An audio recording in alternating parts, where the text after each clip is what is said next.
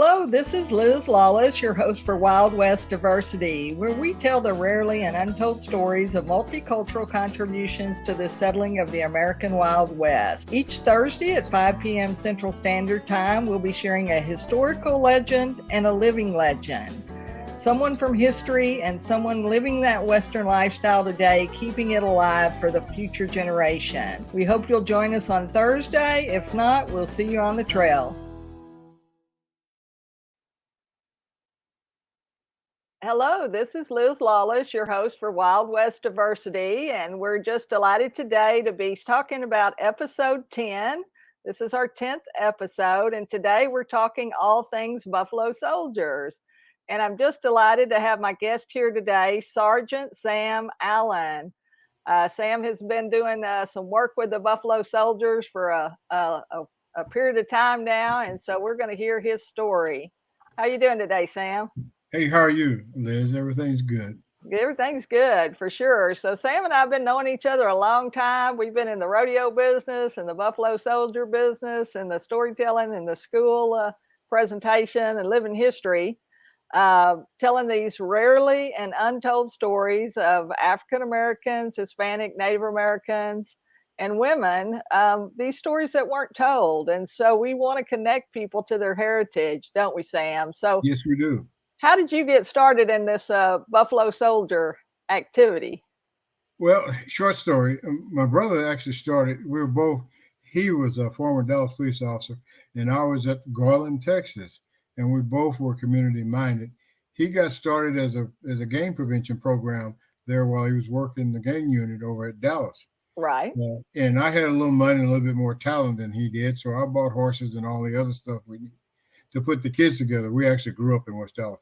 So what we were trying to do is show those kids up in West Dallas there's another way of doing things. And if they wanted to join a gang, then let's join one that has some positive attributes, which was the Buffalo Soldier, one of the most bravest and honorable people in the whole United States Army. Right, for sure. So that's a short story. The short story. Yeah, we'll talk some more about it. So basically in Texas, there is one cultural program that the Texas Parks and Wildlife puts on, and it's the Texas Buffalo Soldier program.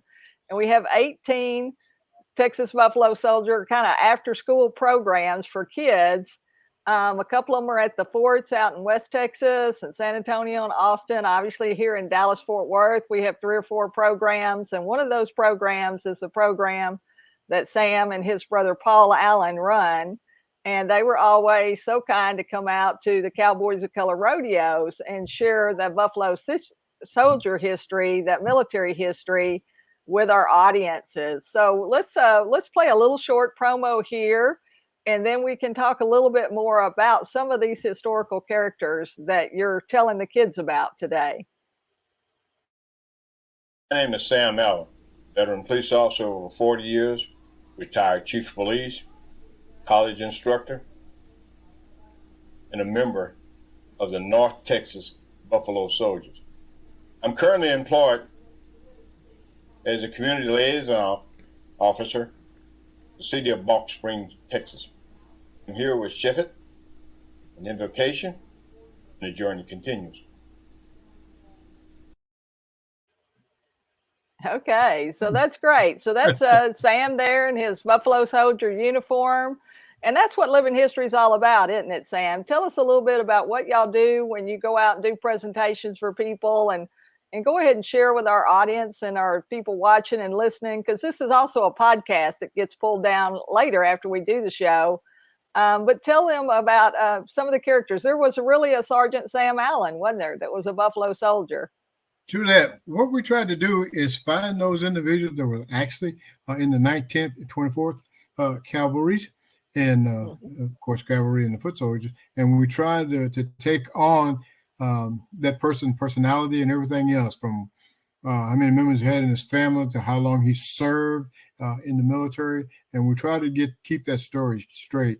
And let me back up just a little bit. I mentioned a guy's name about Sheffet. Sheffet is a producer out of New York City who filmed that clip you just showed. Rand. So that film has been shown all over, including in some places that I've never heard of. But Anyway.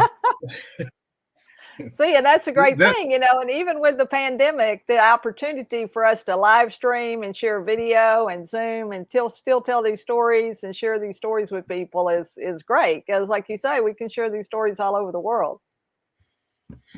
that's the good thing about the technology we have available today.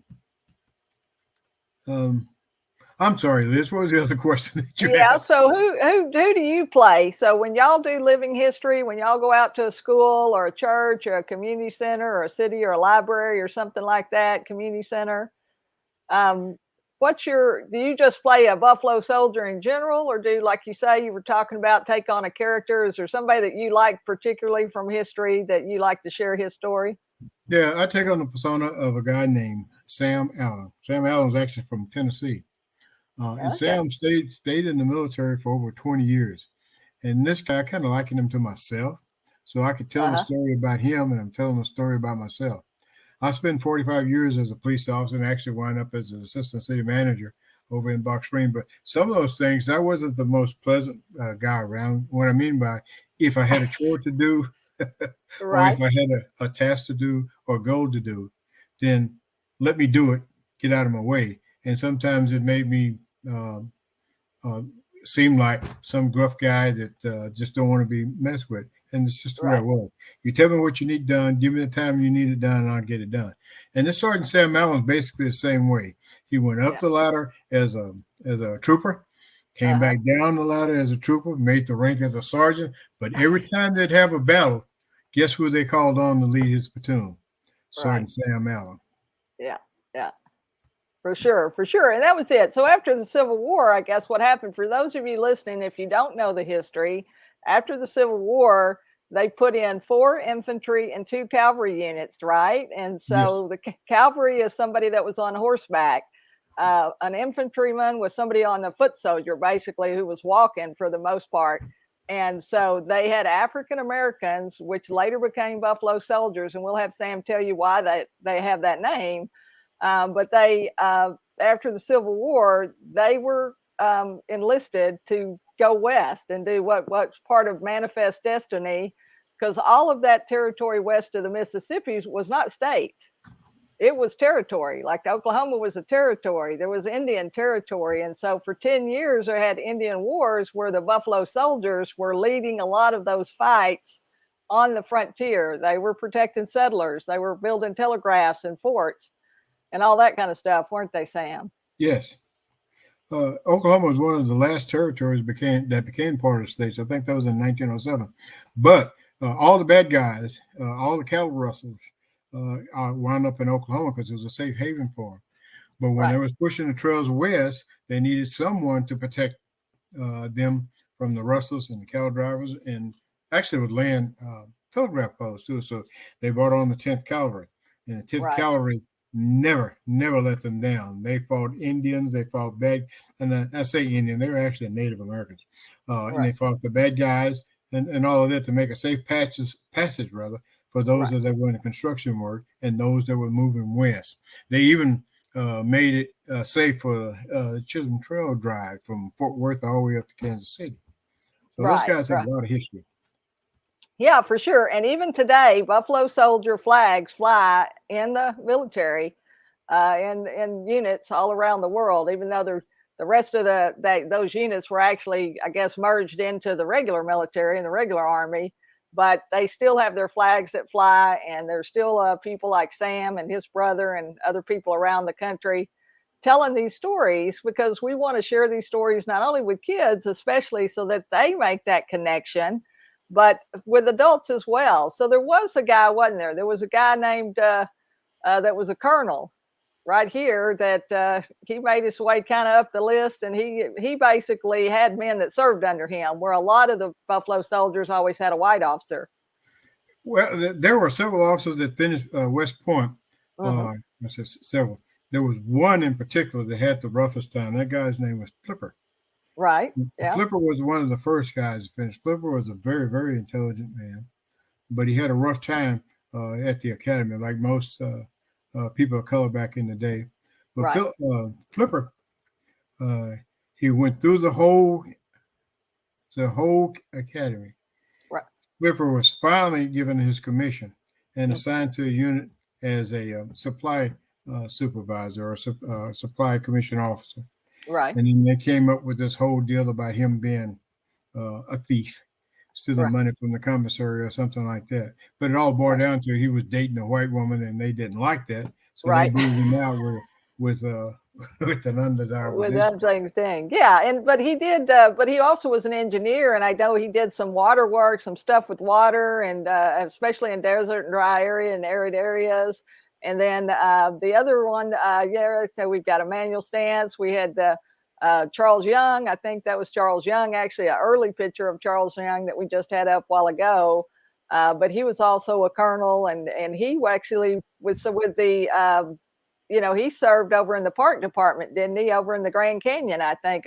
Eventually ended up Yellowstone.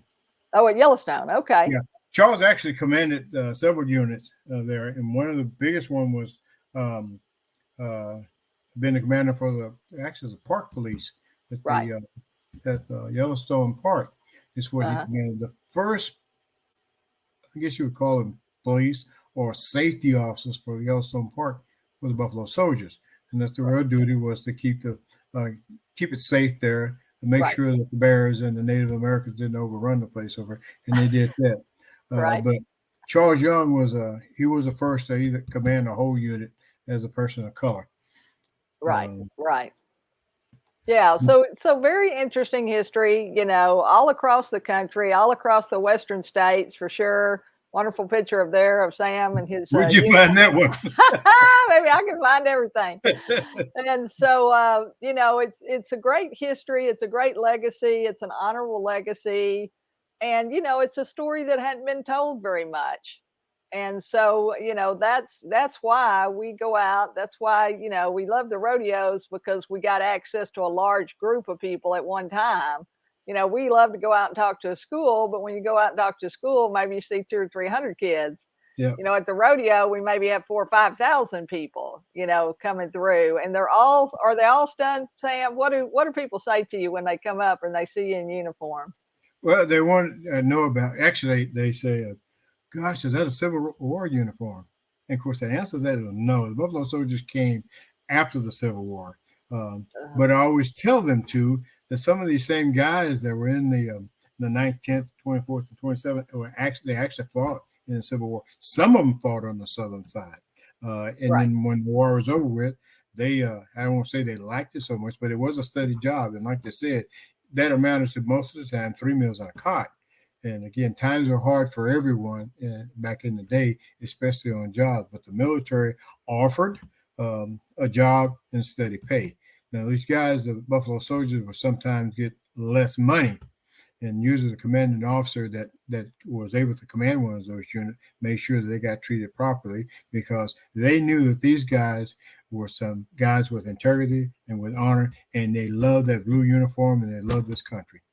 Right. Yeah, for sure. So, anyway, you can see this show here. You can see any of our previous shows at wildwestdiversity.com. On YouTube, we're running on LinkedIn and Facebook. If you're on there and you happen to see this, you can comment in the comments in the chat. But Sam, why don't you tell us a little bit about how the Buffalo Soldiers got their name? I'm not sure if that's in the video or not. So let's go ahead and tell people about that. Okay. And they can go to my webpage too, the North Texas Buffalo Soldiers Unit. And there's a little information there. But there was a unit actually called, and they fought as scouts for the Union Army, and these guys were actually buffalo hunters. They wore the jackets and all that, but most of these guys were, like you said, were hunters. They went out there and they hunted the buffalo, and used the meat was used to feed the military. And then after the Civil War, we had those individuals that were recruited to the military, and all of these individuals, except for the commanding officer, were Black. So when our first encounter with the Native Americans were that, hey man, these guys will fight you. Right. They will fight you to the end of death. And that wasn't the first time. And some of the story history books said this was the first time that they saw Black people, and that's not true. It's the Buffalo Soldiers lived with the Native Americans and became part of the Native. They were even a part of the Trail of Tears, but that's another story. Anyway, so you know how story goes. Sometimes they're larger than life. Right. The story kept going around and going around. But one of the stories that they do tell about was this soldier that was, and you know, everybody had to do patrol.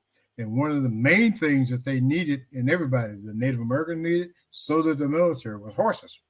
So these guys came through and they stole some horses from the soldiers that was out scouting. And this guy knew that if he lost those horses, then somebody was going to have to walk, and it wasn't going to be him. So he wanted to get these horses back. So he actually went and attacked that band of Native Americans, got those horses back, and then they turned around and they pursued him.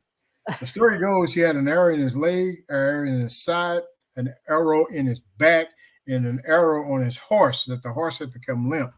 So somehow he jumped off the horse, went under the trussel there with all these arrows sticking out of him, and he was firing back until help came along. And when help came along, of course, the guys, the Native Americans, ran away.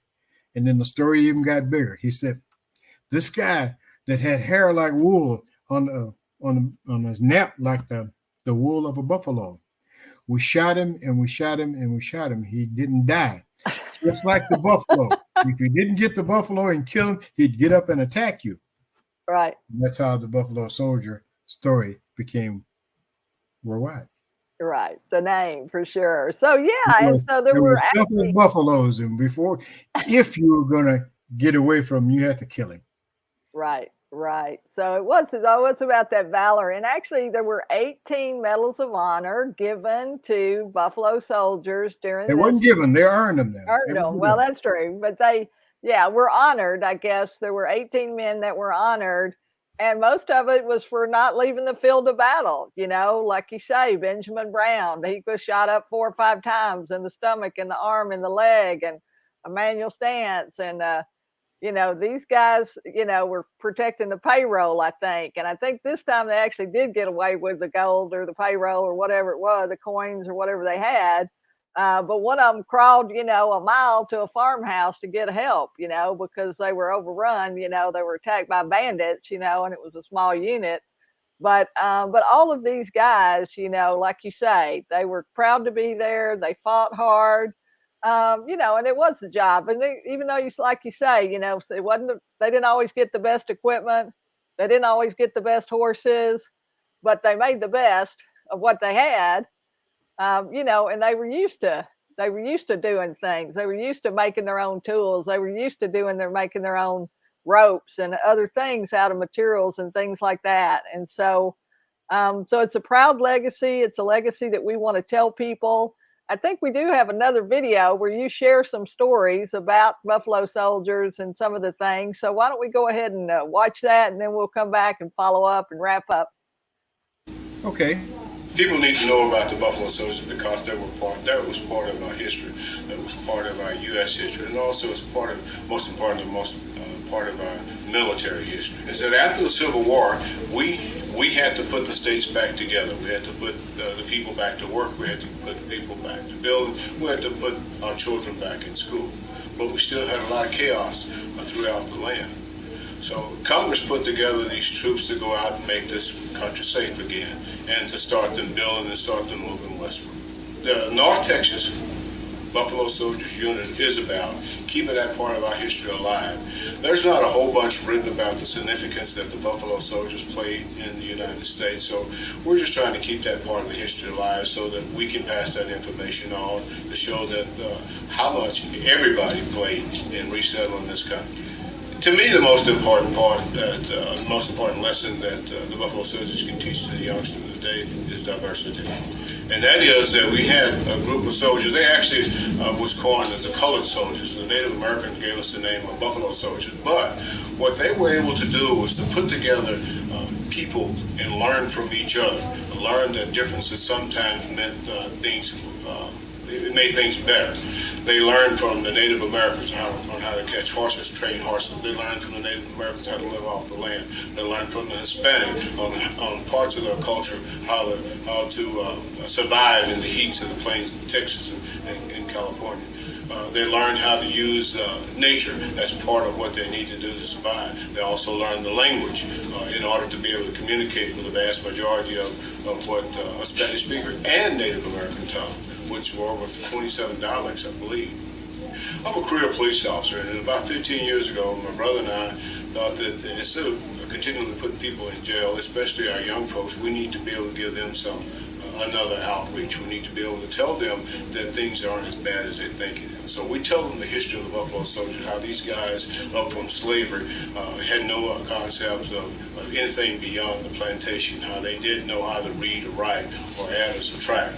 And we showed them the hardships of these individuals, and then we taught them how they learn and the importance of learning. That was always something that they look forward to, and I meant what they look forward to is that if they're most trained, the toughest one of their adversaries were always the Native American, and actually that's how the Buffalo Soldiers got their name. They fought with each other, and they had sort of a love-hate for each other. In fact, it turned into a pride. The Native Americans' most prized animal was the buffalo. The buffalo meant just about everything to them. It was shelter for them. They took the hides and they made tents for them. It was food, of course, for them. They even took the innards of that animal and made strings for their bows. They used the hooves. They even used the urine for medicine. And they also took the dung from the animal, and they, in some parts, used that dung to cook their foods with. So it was very important to them. And they knew what an effort it was to take that animal down. So when they shot that animal, they usually had to get close enough to that animal just to kill that animal and keep that animal from fighting. And they found the same type of tenacity with the colored soldiers when they fought them. So some folks said they gave them the name because of the wool of the hair, or the hair on the top of our heads. But I've been black all my life, and I never had hair like the buffalo. And I don't know very many of the people that look like me that have wool like the buffalo. But what the Native Americans said to us was that if you ever got entangled with one of these guys, the colored soldiers, it would be like fighting a buffalo. You had to kill him to stop him. And that's how they got the name Buffalo Soldiers.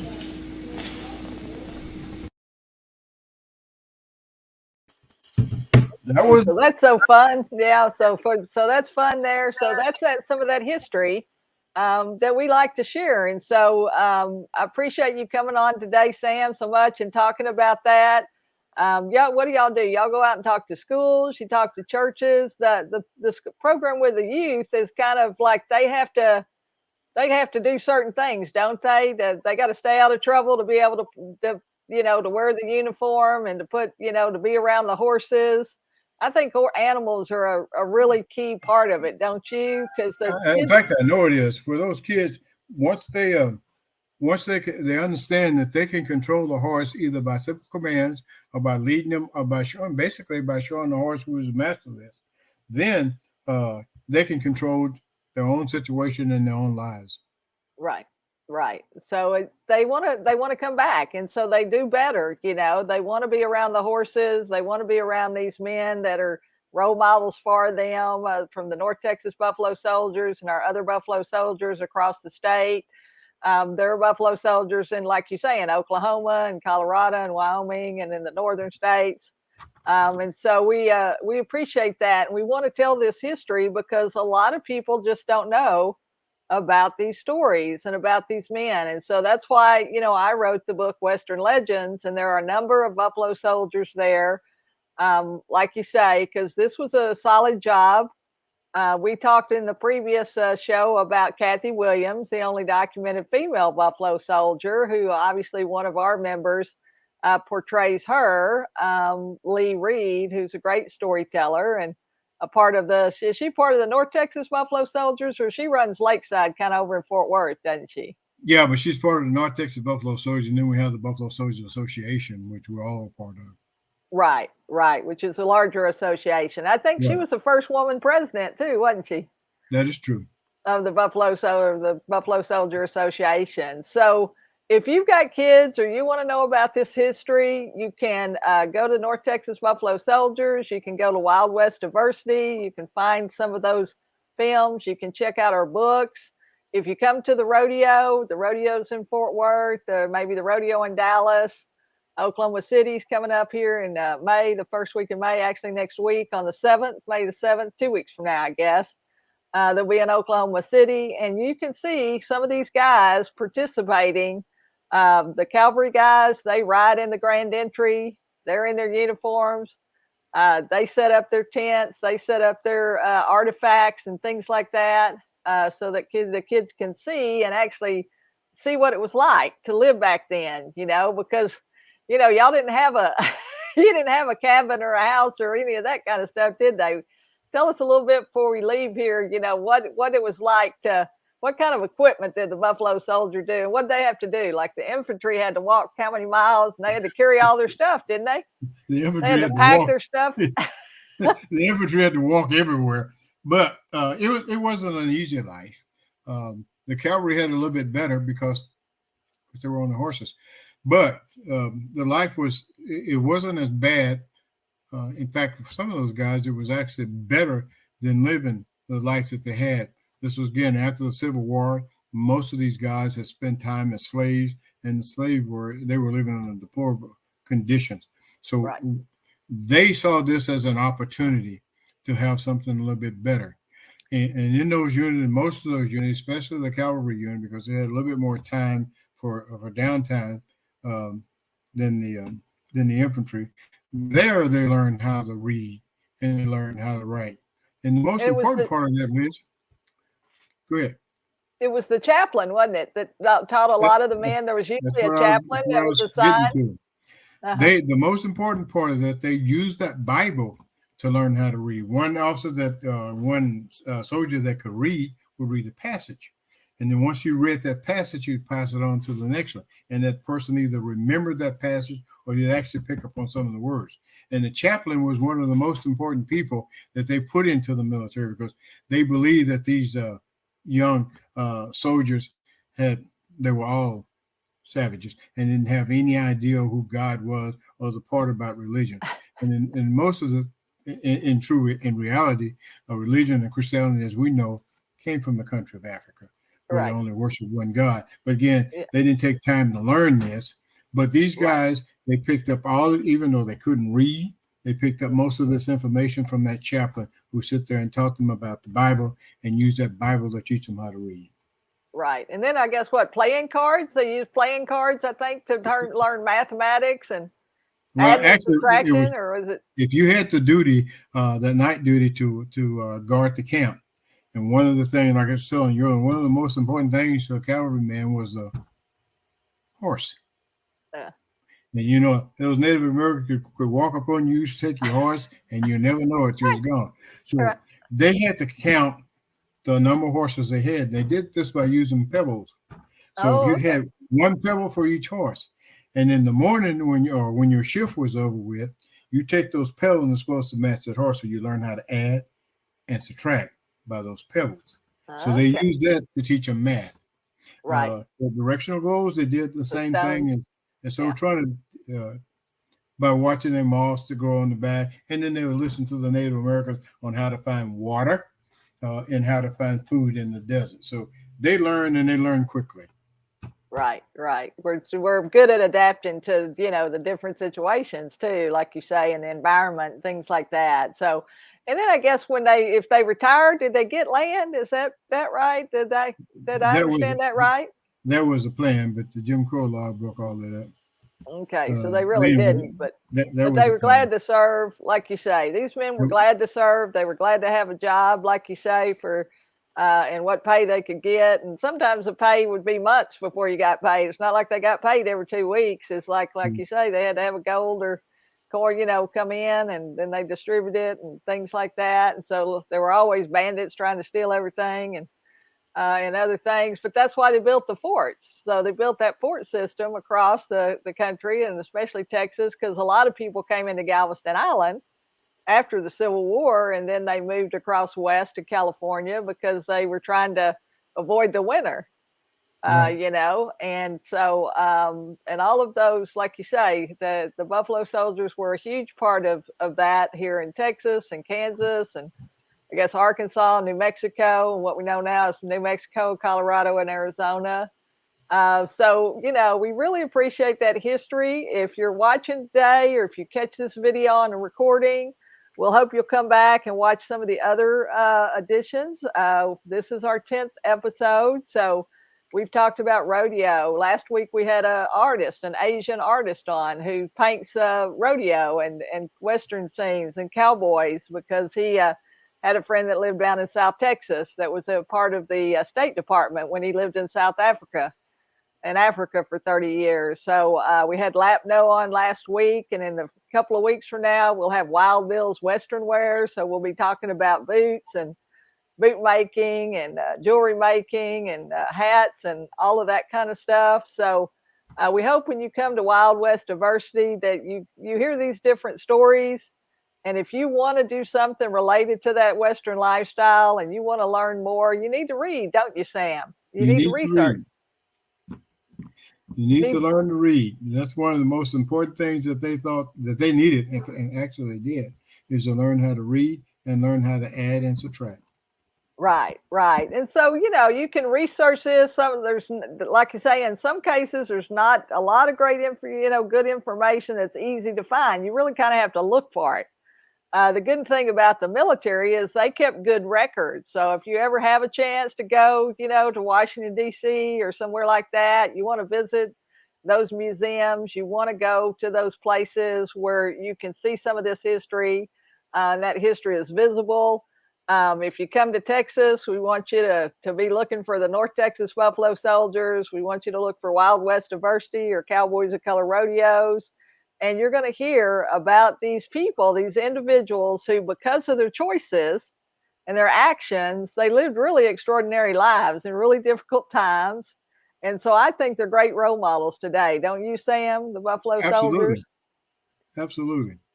Yeah. And again, you have a couple of books that give you a brief rundown of just about everything you want to know about the diversity of the West and also about the Buffalo Soldiers, along with those women that were part of the growth of the especially Texas and the United States. Right, for sure. So, well, Sam, I thank you so much for coming on the show today. Obviously, we could talk for 2 or 3 more hours, but we only have 30 minutes here for the show. But we want you to check out Sam and them. You can do Sam Allen, Buffalo Soldier, and there are probably a number of other videos of Sam. Before we end, what's the other character that you like to tell people about? Sam, go ahead and share that with us too, would you? Well, because I was in law enforcement for a long time, Bass Reeves. And that's one of the most interesting characters you'll ever run across. He was one of the only he was the only black U.S. Deputy Marshal west of the Mississippi. Now, they had other deputy marshals, but the only one west of the Mississippi. And this guy was one of the most honorable men you could find and one of the best law enforcement officers you can find. Actually, he got rich doing what he was doing. Now, they don't talk about that a whole bunch, but he arrested over 3,000. Well, he arrested over 3,000 men, bad guys. Yeah. All of them were bad guys. And for each one of those men, there was a bounty for him. And that's how he became rich on him. He was a deputy U.S. Marshal for Judge Isaac Parker. And Parker was better known as the hanging judge. Yeah. And it was so good that when they heard that Bass Reeves was coming out to arrest him, a couple of those guys, I mean, you're talking about real bad guys, would give themselves up. And they said, I'd rather give myself up to you than to you to bring me in. That's And you talked about him being, honorable. I think he actually even arrested his son, didn't he? He did at that. His son killed his wife. The son's wife. For whatever reason, she got angry, they said, because she was having an affair. But again, there was not a whole bunch of information. There was a reason for him to kill his wife. I think his name was Benji. Anyway, he killed him and took off. And Bass was coming back from his long hunts from looking at criminals. And this warrant was laying on his desk. None of the other 200 marshals would pick it up because that was Bass Reeves' son. Now, here's another important thing about Bass Reeves. He could not read. Oh, He cannot read or write in the English language. But you gave him a warrant, told him who that warrant was for, give him the description of that warrant, he memorized it. Now, he could speak 4 different dialects of the Native American tongue, but he couldn't read. Right. He could read every sign. He could tell you which way that horse traveled, how many people were traveling on that horse, which way that horse went, but he couldn't read. This is bad food. But he was a great scout, and he had lived with the Indians too in the early days, hadn't he? After he'd escaped from, I guess he was a slave originally, and then during the war maybe worked, but got away or escaped and moved into the Indian territory and lived, and so that's why he kind of knew about him too. And actually, he beat up his slave owner. Had a fight with him, and ran and left to escape from that. Okay, that makes sense. And then after the war, he they actually Judge Parker looked for him after they found out what he was doing about his tracking over here and being a scout for the U.S. Army. Right. He was also a Confederate soldier. Oh, okay. Is that important? Yeah. Absolutely, because that's part of his history.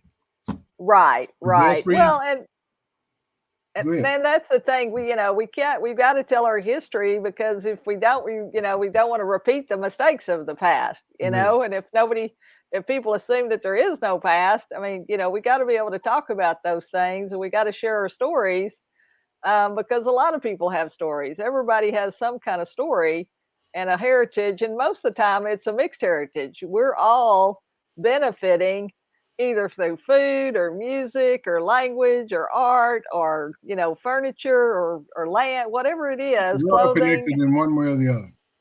Yeah, we really are. And so I appreciate you so much, Sam, coming on the show today and talking about the Buffalo Soldiers and sharing those stories about Sergeant Sam Allen and Charles Young and Flipper. Mr. Flipper, he was the first one to graduate from West Point. Like you say, these other Black soldiers also graduated from West Point, and it was difficult for them. They weren't, they were mistreated, I'm sure, in multiple ways, but they stuck it out and they stayed with it, and because they wanted to wear the uniform, and they were proud, like you say, to serve their country. So thank you, and we thank you for your service, your law enforcement service, all these years, and especially your work with kids too. That you have a heart for young people and helping them find the right path, because it only takes one bad decision, to affect the rest of your life. And so that's so true, and that's the message we try to put out also. Yeah, so for sure. So if there's one last thing you want to share with our audience, Sam, what would it be? We're all connected in one way or the other. Okay. So let's treat each other with respect. Great. Right. That's right. So treat all of it with respect, and treat somebody how you'd want to be treated, for sure, too. So, well, this is Liz Lawless, your host for Wild West Diversity. We appreciate you listening and watching today. You can come back anytime and see these recordings. We're here on Thursdays, every Thursday at 5:00 from 5 to 5:30. Hopefully you'll join us here. And if you don't, we'll see you on the trail. Bye. Hello, this is Liz Lawless, your host for Wild West Diversity, where we tell the rarely and untold stories of multicultural contributions to the settling of the American Wild West. Each Thursday at 5 p.m. Central Standard Time, we'll be sharing a historical legend and a living legend. Someone from history and someone living that Western lifestyle today, keeping it alive for the future generation. We hope you'll join us on Thursday. If not, we'll see you on the trail.